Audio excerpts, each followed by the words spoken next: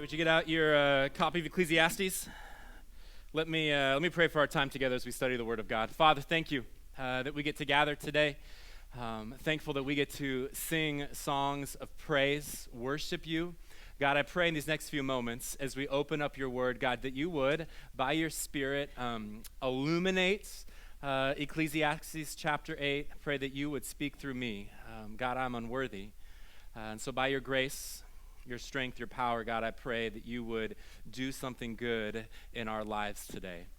God, we commit this time to you. I pray all these things in your name. Amen. All right, we're going to be Ecclesiastes chapter 8 in just a moment.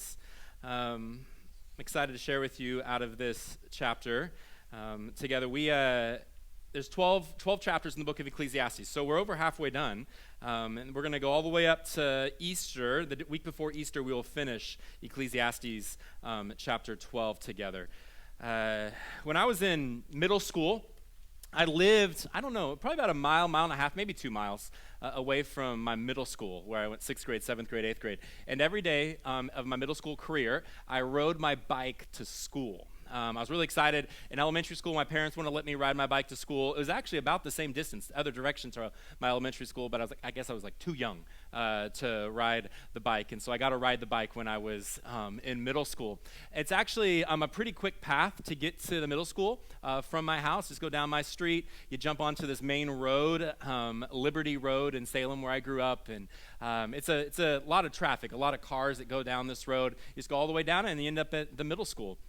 My parents, though, were worried about me. They didn't want me to ride my bike the mile or so on this major road, afraid of cars, I guess, hitting me as a little 6th grader. So the only way I was allowed to ride my bike was if I very carefully crossed over Liberty, this main road, and went into another neighborhood and winded my way through the neighborhood and found my way to coming in. It actually led to coming in the back of the school. I had to go across the sports fields and finally make it to the school. It added, it's probably twice as far in order to get to school, but this was the requirement of my parents, so I was like, all right, I'll do it. And so I'd ride my bike there every single day. And when you come into the back of the school, there was a fence with this small opening, and this is hard to describe. There was a small opening, and then about 2 feet away from that was another fence. And so when you came in, you had to kind of wind your way through it, to get around. You actually would have to jump off your bike. You couldn't ride it. You have to walk it to get it around the tight corner. So this one afternoon, school is out, and I get on my bike to go home. And I'm going across the field, riding, pretty fast, coming up to the fence there to jump off my bike and get out of there. Now, I don't know who. We'll call him the bully, okay? But somebody, while I was in school, had disconnected my brakes on my bike, just undone them. And so now I'm riding. I don't realize I haven't used my hand brakes yet. I just jumped on my bike and took off across the field like I did every day. All my friends go the fast way, and I have to go this way. And so I'm all alone out there riding across the sports field. There's a little path there, and I come up to the fence. I don't know, probably 10 yards away or so when you would naturally put the brakes on. I go to put the brakes on, and nothing happens at all. Really, listen, totally lost control. There was nothing. You ever been in that kind of situation where there's just you find yourself in a place where there's really nothing you can do to change what's about to happen? You wish you could, but there is nothing you can do to change what's about to happen. So I just cruised right into that fence. Thankfully, I was wearing a helmet. I went over my handlebars, smashed into the fence, fell on the ground. I was kind of bruised up, scraped up, but just got jumped back up, a little 6th grade boy, and took off and went home. Here's why I tell that story. Solomon has spent a good portion of Ecclesiastes trying to help us understand life, understand the meaning of life, understand the purpose of life. Even last week began to understand how is it we navigate this broken world with wisdom. And today what we're going to see, I think he comes to a very simple conclusion, and that's this. So much of life, regardless of how much you know about it, is simply out of your control. You can't control everything. Is there any control freaks in the room? Okay, I see a couple hands. I'll ask your spouse afterwards, all right? Control freaks. Here's the thing. Guess what? you can't control everything. And Solomon, for all the wisdom that he has, for all his understanding of life, he understands this ultimately, that you just can't control everything. Think about it this way. Last week, we said this, for the first 6 chapters, Solomon is like, what is the meaning of life? What is the point of life? And over again, he's like, it's vanity, it's vanity. If God is not a part of the life you are living, it's worthless. It's pointless. Life, there's no point under the sun. And then last week we said this, though, because the book kind of turns. And we titled the message, Wise Living in a Broken World. Because Solomon understands that we live in this broken world, and he's given us the command of just enjoy life together, and do this in the fear of the Lord. But then he gives very specific instructions, because in this world that's broken, where we see injustice and oppression, where we see things not just kind of hard to navigate the darkness of this world, he gives us 29 verses of Proverbs. This is what it looks like to live wisely. We reduce that down to kind of 9 points. You remember? That you ought to work on building up a good reputation for yourself. That's wise. Or don't live in the past. That's unwise to live in the past. You ought to learn to lament or listen to one who is wise. If they have a rebuke of you, it's actually to your benefit to listen, because you can grow out of that. That's what we talked about. So Solomon's like, here's how you navigate life really wisely. Begin to institute these things in your life. In fact, he's going to return in chapters 10 and 11 to again describing this is what wise living looks like in this incredibly broken world. Here's some advice for you. And that's not really a good term. Here's the wisdom for you of how you ought to live this life. But what Solomon is going to show us, I think, and he's going to wrestle with this today, for all the wise decisions you can make, that doesn't mean you control everything. Sometimes we think we can, but it doesn't mean we control everything. So you can make really wise decisions about your health, right? Like you can eat as much green leaves as you want, you can work out as much as you want, go to every doctor's visit, and you can still have a heart attack, right?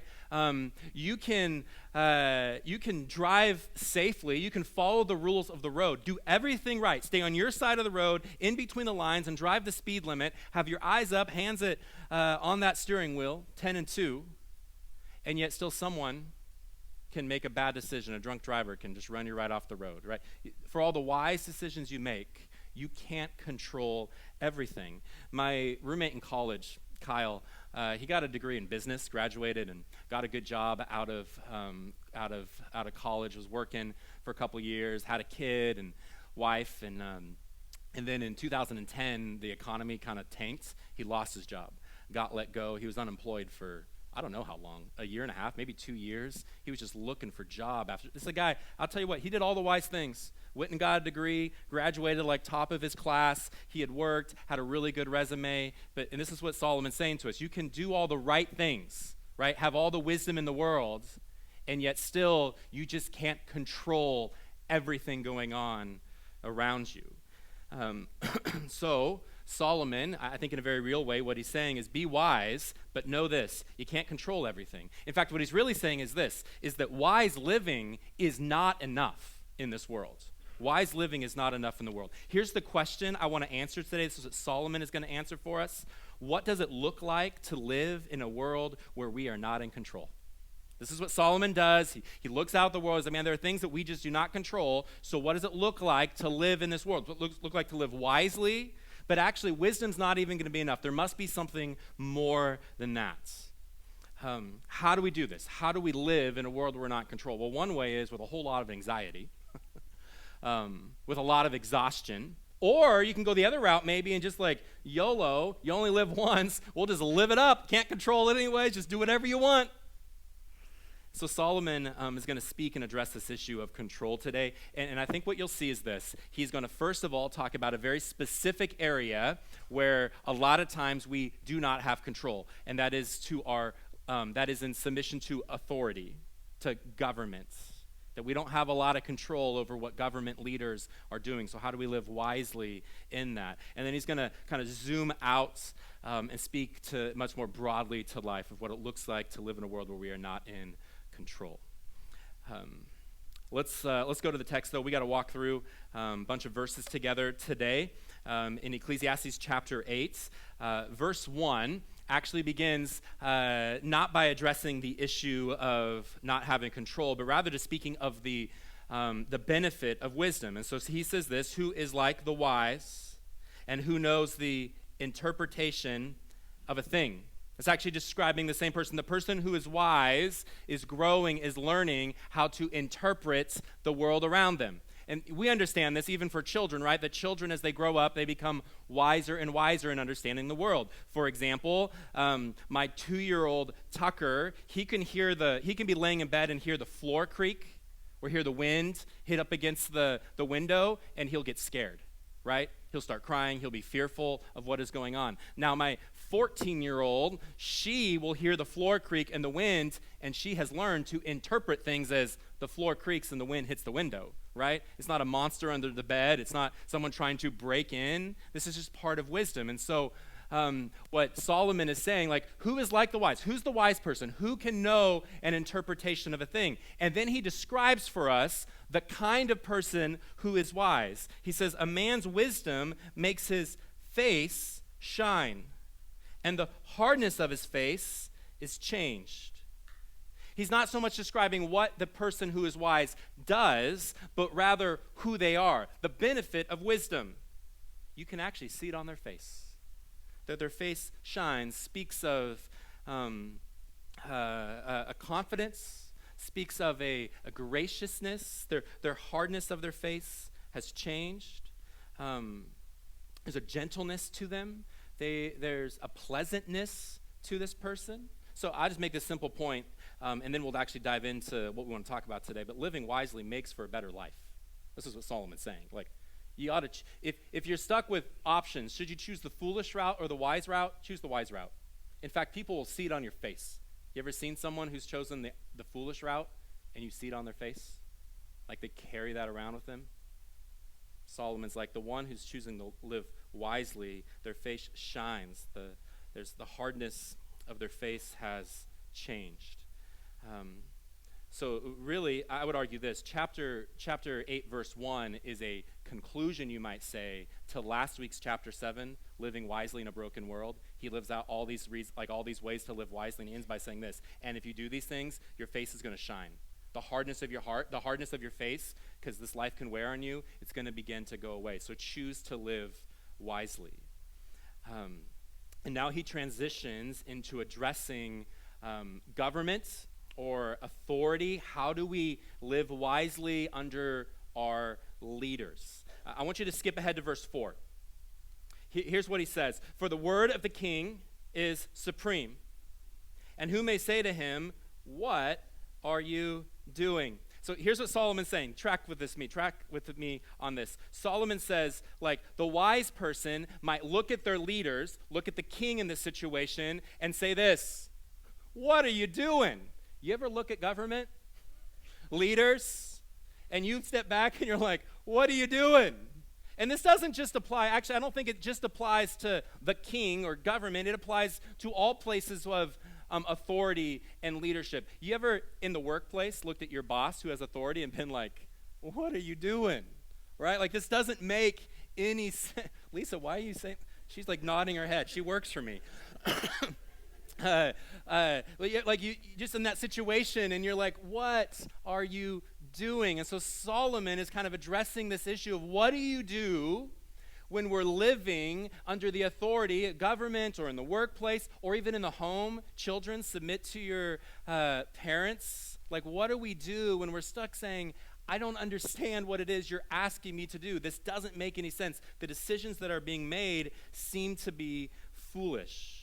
And what he's going to do for us is he's going to give us, I think, kind of 2 words of wisdom. This is how you ought to respond in this situation. This is what you should do. Now let's back up to verse 2. Verse 2, he says this, I say, keep the king's command because of God's oath to him. Keep it. Do what he says. Why? Because of God's oath to him. God has placed him there. The counterpart to this in the New Testament is Romans chapter 13. Where Paul writes, and he says that we ought to submit ourselves to governing authorities because God has placed them there, has instituted those who are in authority. Now, Solomon is thinking, I think, a little bit more pragmatically here than Paul was. Solomon's going to tell us this: keep the king's command, because if you don't keep the king's command, he's in charge, and that can go bad for you. Like, this is just wisdom. If the person's in charge, if you don't do what they say, you're going to lose your job, man. So, like, do what they say to do. Now, we got to think about this. I don't think Solomon is addressing what to do if authority is asking us to do something that's evil, asking to do something that's sinful. In fact, we have very good evidence in the Bible, especially in the book of Acts, of the apostles saying, if we are stuck with a decision, should we obey man or obey God, what ought we to do? Obey God. I mean, we see this over and over again. Solomon isn't addressing what do we do if authority is asking us to do something evil. He's saying this: what do we do when we look at authority and they're making bad decisions? Not evil decisions, foolish decisions. And in wisdom, you would say, what are you doing? Well, Solomon begins by, well, keep the king's command. God has put him there. But what do we do when we're really just not in control? Because that's the issue, isn't it? That we're the ones that are not in control. 2 words of wisdom. The first word I'd give you is the word caution. Let me show you verse 3. He says this: be not hasty. Don't be quick to go from his presence. Don't storm out of the king's presence. Do not take your stand in an evil cause, for he does whatever he pleases. The point being, don't be hasty, like show proper respect. Wisdom says treating the other person, treating the king with disrespect isn't going to help you. In fact, it might hurt you, because the king can do whatever he pleases. He's the one in power and control. You are not. And then he says this: do not take your stand in an evil cause. This doesn't say, what he's not saying is, take a stand, like don't take a stand against evil. That's not the issue. What he's saying is this: if you see something foolish going on and you're like, what is going on? Don't do something evil in response to that. Don't do something sinful in trying to change what authority is doing, what the king is doing, or we might say in our world, what the government is doing. So if I were to give us some words of wisdom here, I think that what Solomon is saying is proceed with caution. Right? Like, be careful how you approach the king. Be careful how you engage with authority. Why? We already read in verse 4, for the word of the king is supreme. Like, they're the ones who are in charge. Who may say to them, the point being, no one would ever say to them, what are you doing? That seems like a reckless decision to go before authority and say that. And this is true in government. This is true in the workplace as well. But maybe it's possible, and we see it throughout time, that there would be an opportunity for you, that God would put you in a place to do something, to speak up, to act, to bring change, which leads us into a second piece of wisdom. Verse 5 says, whoever keeps the command will know no evil thing, meaning if you do what the king says, then nothing bad will happen to you, and the wise heart will know the proper time and the just way. The wise heart is going to know the proper time and the just way. And look at verse 6. For there is a time and a way for everything, although man's trouble lies heavy on him. You may feel the burden of the decision of the people around you that you have no control over. And this is true even today in America. Our leaders make decisions, and you can feel the weight of that, maybe on yourself or for people around you, right? You feel the burden of that. Here's Solomon's wise advice, wisdom for you. Not only ought you to be cautious, but you ought to be patient. Wait for the right time. Wait for the proper time. It's an echo of Ecclesiastes 3. There's a season for everything. It would be wise for you to just wait patiently. So let me sum it up by saying it this way. You can't control everything, so proceed with caution and exercise patience. This is the point. You can't control it all. The authority over us, we can't control it. So proceed with caution and exercise patience. And this is beautifully illustrated by many Old Testament saints, believers. We could pick a number of different people. Let me pick Joseph for you. Joseph, an incredible example of what it means to be faithful, what it means to be faithful to God, and be an incredible leader. You know his story, right? He, gets sold into slavery by his brothers. sell him to slavery. He ends up, though, in the house of Potiphar, a very powerful man in Egypt, and he rises up. Why? Because he was cautious and exercised patience. He just did what God called him to do right there. Served well in a place where he didn't want to be, and certainly following what we would learn is a very foolish leader, actually, because Potiphar's wife would eventually accuse Joseph of rape, attempted rape. And Potiphar's like, yeah, it must be true. No investigation, just throws him into jail. And there again, he sits and he is cautious and he exercises patience and he just waits. It's not to say he wasn't trying to plead his case. In fact, we see him say to others, hey, go tell Pharaoh, I'm here unjustly. It's not that he would settle for being wronged, but he also understood something. He can't control everything. And so what can I do when I'm in this place? I'll be cautious, and I'll exercise patience. And there came a day when he actually was removed from that prison and became the second most powerful man in the whole world. And he actually began to influence the world for change, for good, for the cause of Yahweh's name, God Almighty. Because actually what would happen is, many years later, his brothers, those ones who sold him to slavery, would come, and how does Joseph respond? Not by doing the same thing the government has always done, not the same thing that happened to him. He doesn't punish them, he doesn't have them killed, all in his right to do. You know how he responds? With grace and forgiveness and love. At the proper time, in the right way, he waited for an opportunity to do something, to show love actually to them. Solomon goes on, verse 7, to describe again how we're not really in control. It says, for he does not know what is to be. This is speaking of mankind. We don't know. Like, how can we know what is to be? It's out of our control. Who can tell him how it will be? Can you? Are you in control of tomorrow? Do you know how it's going to go? Solomon's like, you don't. You can't know. No man has the power to retain the Spirit. That's lowercase s, not retain the Holy Spirit, although that's true. You can't control the Holy Spirit. This is actually just a better reference to the wind. Who can control the wind? It comes through, it doesn't come through. You can't stop that. Or power over the day of death. Can you stop the day of death from coming? No. There is no discharge from war. Speaking of like the draft, the government can call you up and you have to go. You have no choice. Nor will wickedness deliver those who are given to it. And even those who go the other way and rebel and try the wickedness, it's not going to deliver you from anything. It's not actually going to get you to where you want. You actually have no control. That's what Solomon is saying to us. And it's not just that you have no control because of authority in your life. It's also, Solomon's about to show us that when we zoom back out, that really all of life does not make sense, because so much of life does not go according to wisdom.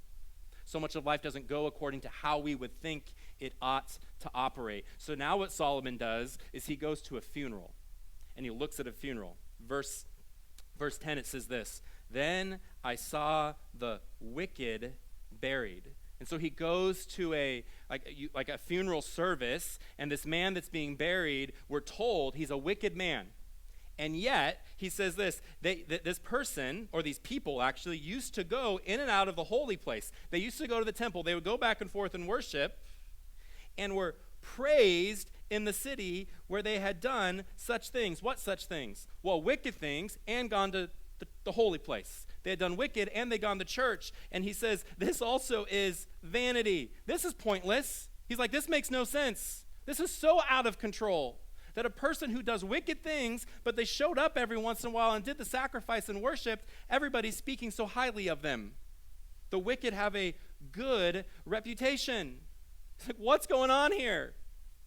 Because wisdom says if you do good, you'll be remembered as good. You do bad, you'll be remembered as bad. And Solomon's like, well, that's not what I see happening. It don't make sense. You really can't control it all. In fact, it goes on even worse, verse 11, because the sentence against an evil deed is not executed speedily. The heart of the children of man is fully set to do evil. He's like, and now because people see that the wicked get away with it, because there doesn't seem to be a punishment that ever comes, it actually leads the children of mankind to say, well, why not? Just go for it. Live it up. And he's like, this is vanity. This is pointless. It doesn't make sense. This whole life is just out of my control. People are choosing evil because they believe they can get away with it. And then verse 12, Though a sinner does evil 100 times and prolongs his life, he's like, I see the wicked, they're sinning over and over again. Their life actually is longer, yet I know that it'll be well for those who fear God, because they fear before him. But it will not be well for the wicked. Neither will he prolong his days like a shadow, because he does not fear before God. So Solomon says, I can see that there are mankind that is doing evil, and he can live a long life. But then he says this, I will choose to do something different. I want you to notice that what Solomon has been doing throughout the entire book of Ecclesiastes, and I said this way back in week 1, if you can remember back to January, that Solomon is going to use all 5 of his senses to try to determine what is the purpose, what is the meaning of life, from what he sees to what he hears to what he tastes and feels. He's going to use these to try to investigate what is the purpose of life. But it turns out that's not enough. Because as Solomon looks, and he says just all this inconsistency, like there are leaders who do stupid stuff, they don't lead well, and they're actually hurting people. And then I see those who are doing good, they end up getting hurt, and those who do bad, they end up like their life becomes longer. This doesn't make any sense at all. And then he says this, yet I know. This isn't one of those 5 senses. This is a statement of faith. It's a 5-letter word. Faith. Yet I know. Despite what I see, despite what I might be hearing, despite what I might be feeling, I know this, that those who fear the Lord, it will be well for them. And those who do wicked, it will not be well for them. It will not be well with the wicked. Neither will he prolong his days. It'll be they might live a long 80, 90, 100-year life, but they will not live forever in eternity with God, because he does not fear the Lord, does not walk by faith. So here's the point. Your experience might tell you that living life without God is better. That's what we might even see. But faith says it's not. Faith declares that God is the best way to live. You have to choose it, though. You have to choose to say this, yet I know. Yet I know. Because our eyes can see the storm of life that is raging around us. Faith declares, yet I know, the one who walked on water, who calms my anxious heart. Our ears can hear a bad diagnosis from a doctor. And faith declares, yet I know my God is faithful and he is good. And regardless of the outcome, I am secure in his hands. My experience oftentimes can feel like a lot of church hurts, Christians who have wronged me. But faith declares, yet I know. God is not defined actually by other people. And it's actually possible, as I learn to trust in God more, you can actually find healing and learn to trust others as well. Our heart sees our sin, and our experience might say, well, no one will love me because of that. Certainly God would not love me because of that. And one word can describe you, rejected. Faith declares, yet I know I am God's child, accepted and loved, secure in him. Our culture might say to be a Christian is narrow-minded. It is old-fashioned. It's burdensome. But faith declares, yet I know there is no other name by which man must be saved. The road is narrow, but it is marked by the footsteps of many believers who've gone before us in pursuit of Jesus. Our eyes can see trouble and persecution and difficulty, and faith declares, yet I know Jesus is worth it. And so Solomon is saying, in this world where we lack so much control and things don't always go as we think they should go, you have an option, and that is to choose to say, yet I know. I will walk by faith. Here's the point. You cannot control everything. Faith is required. For all the wise decisions you can make, you can't control it all. Things do not go the way we thought. So what do? We have to respond in faith. He says, It will go well for the ones who fear the Lord, who know God.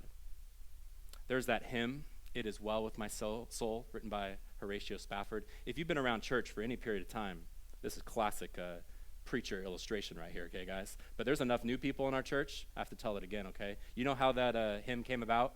Horatio Spafford? He was, really two horrific events in his life. First, living in the 1870s, Horatio, a very respected businessman in Chicago, had made a lot of money. He basically lost all of it in the Chicago fire of 1871, was just absolutely bankrupt. Didn't know what to do. He's got a family, kids, wife here. They decide, we got to start over. They're going to move back to England to start kind of a new life and get a fresh start.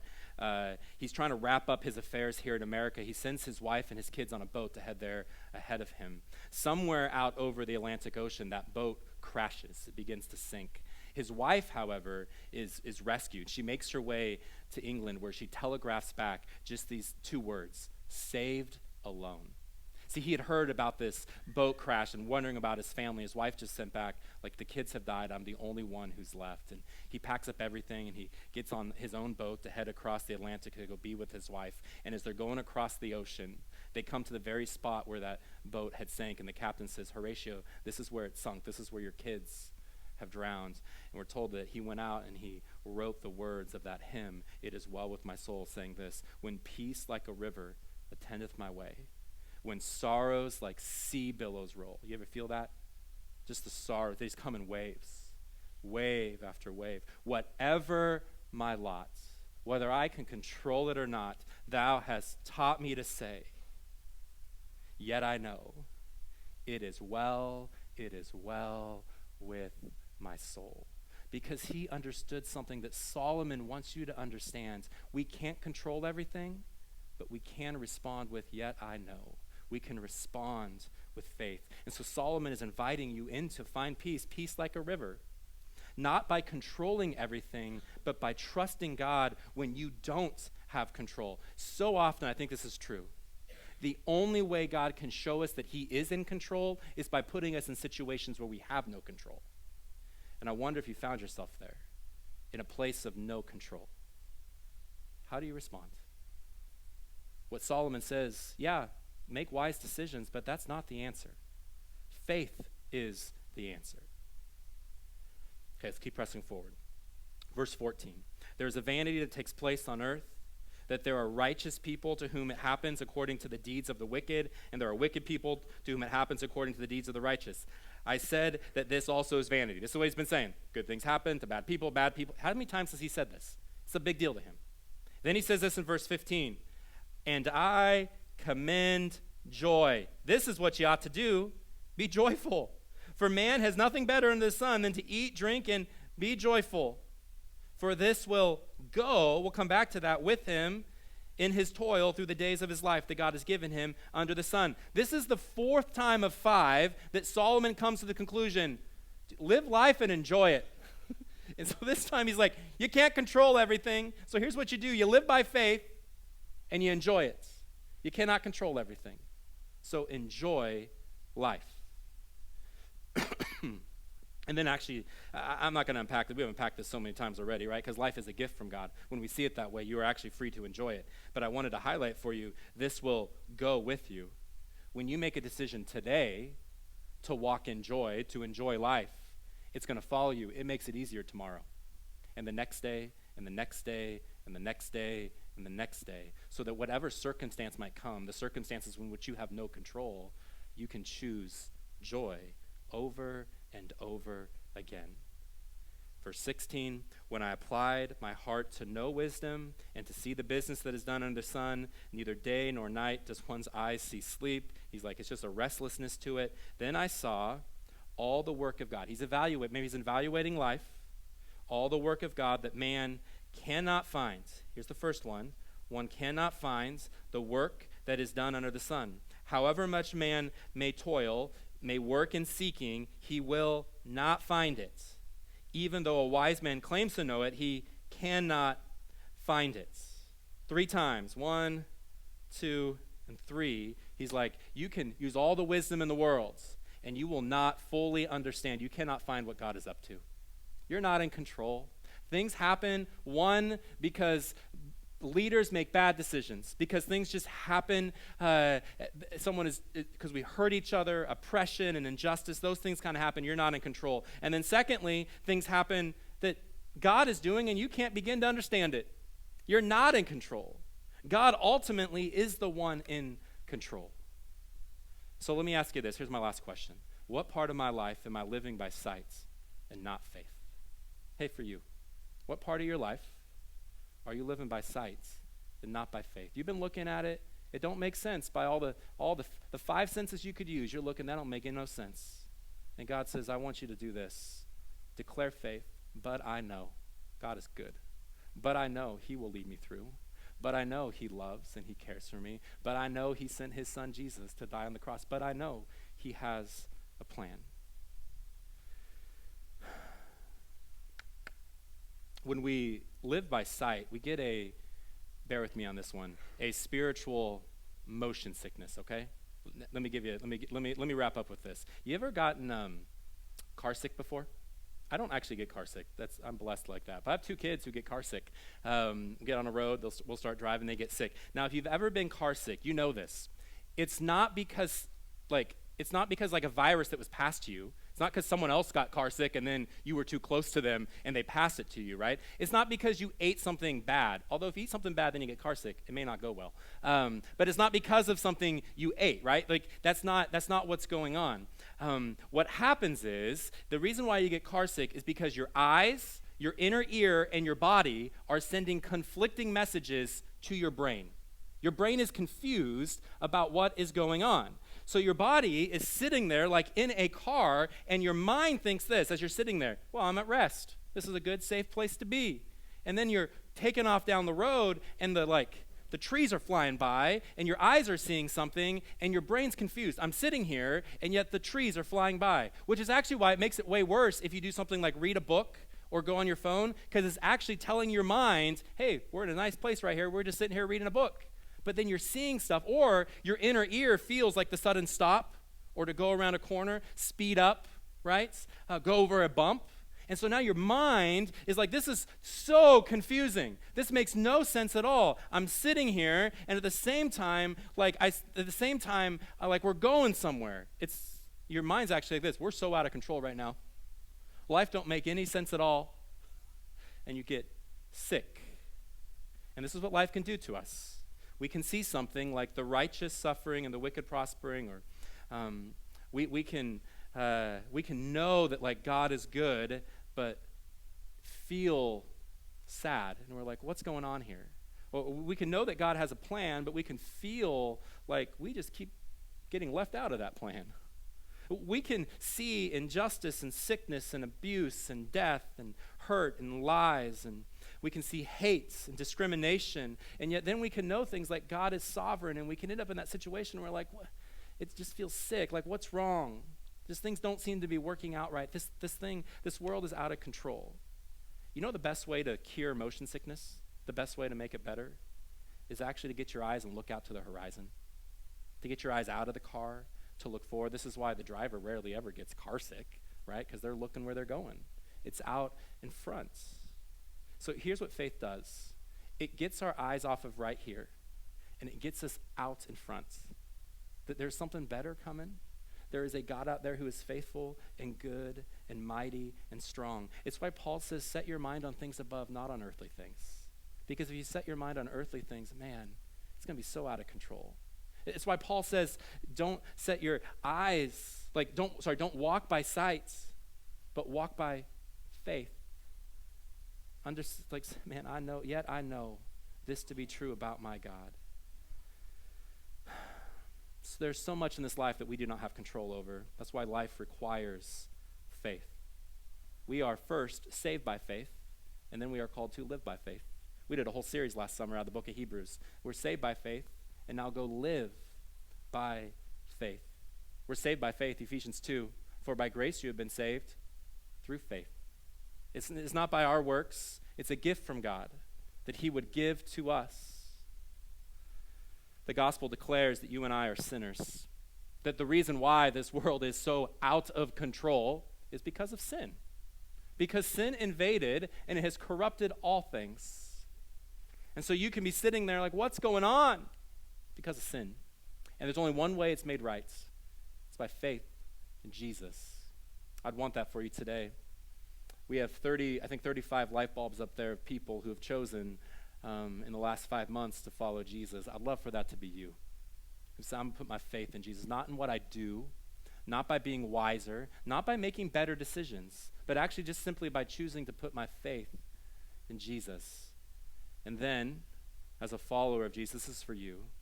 If you're here and you're a follower of Jesus, would you choose to live life by faith, not by sight? Because Solomon invites you into, there's wisdom in how we might deal with authority when we have no control, but ultimately, we have no control. And so we say, I'll walk by faith. Live by faith. What part of your life have you not been living by faith, but you've been trying to control? Would you, as we sing these last two songs, would you just pray and give that thing to God? I don't know what it is. It's that thing you've been grabbing onto, holding, you're not willing to release. Would you release it today and say, God, I'm not going to control it anymore. I'm going to let you have it, and I'm going to choose to walk by faith. Let me pray for you. Father, thank you for how your word continually over and over again proves itself to be true, to be right and good for us. God, I pray just over our church that we would be a people who would walk by faith, that we would not just evaluate life with our eyes and our feelings, but God, you would help us to see beyond the sun. A God who does love us, cares for us, who sent his son Jesus to die. And God, I pray that you would help us to lose that grip of thinking we're in control. We're not. And we'd really trust you, God. And we'd actually live by faith. God, you're good. I pray that as we sing, we lift high your name. No matter what comes our way, God, we know that you are sovereign over it all, and we trust in you. We pray things in your name, Jesus. Amen. As we wrap up our service, we're going to sing these last two songs together. I want to invite you. We're going to have some people up here who'd love to pray for you, part of our prayer team. If there's something you've been holding on in your life and you're like, man, I've just been trying to control this, would you come up? They'll pray over that thing and just ask God to help you. Walk by faith and not by sights. Or maybe you've never followed God in faith for the very first time. We are saved by faith and we live by faith. Maybe you've never been saved by faith. I'd love for you to come up, and they'd love to pray for you, talk through the gospel with you. Maybe you chose to follow Jesus a couple days ago. We have a tradition in our church that all who follow Jesus would screw in a light bulb, and so you can come up, be prayed over, and then screw a light bulb in as a testament to moving from darkness to light. You have been made new. But would you stand? Let's sing as we wrap up our time together.